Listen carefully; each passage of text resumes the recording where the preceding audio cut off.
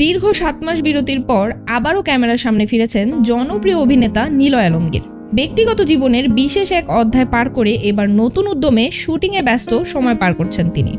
গত সেপ্টেম্বরে স্ত্রী তাসনুবা তাবাসসুমকে নিয়ে যুক্তরাষ্ট্রে যান নিলয় আলমগীর।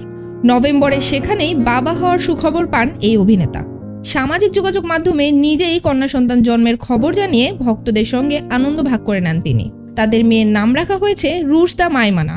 স্ত্রী ও সন্তানকে নিয়ে সম্প্রতি দেশে ফিরেছেন নিলয়। 19 ফেব্রুয়ারি দেশে ফেরার পর দুদিন বিশ্রাম নিয়ে গত রোববার থেকেই আবারও শুটিং শুরু করেছেন তিনি। নতুন এই নাটকের নাম এখনও চূড়ান্ত হয়নি। নাটকটি লিখেছেন অনামিকা মণ্ডল এবং পরিচালনা করেছেন নাজমুল রনি।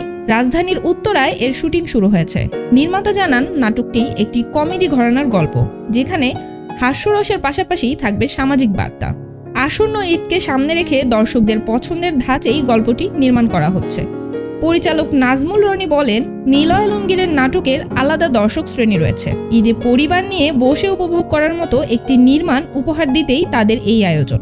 তিনি আশাবাদী নাটকটি দর্শকদের মন জয় করবে। এই নাটকে নিলয়ের সহশিল্পী হিসেবে রয়েছেন নীলাঞ্জনা নীলা।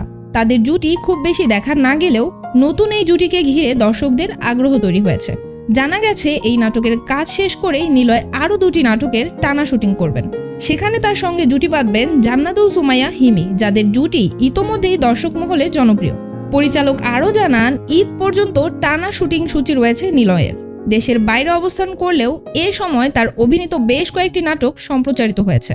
এর মধ্যে উল্লেখযোগ্য হল মায়াবনের হরিণ, অন্য মানুষ, বাঁচবো না, পিতা পুত্রের বয়স ও ঘরের নেত্রী।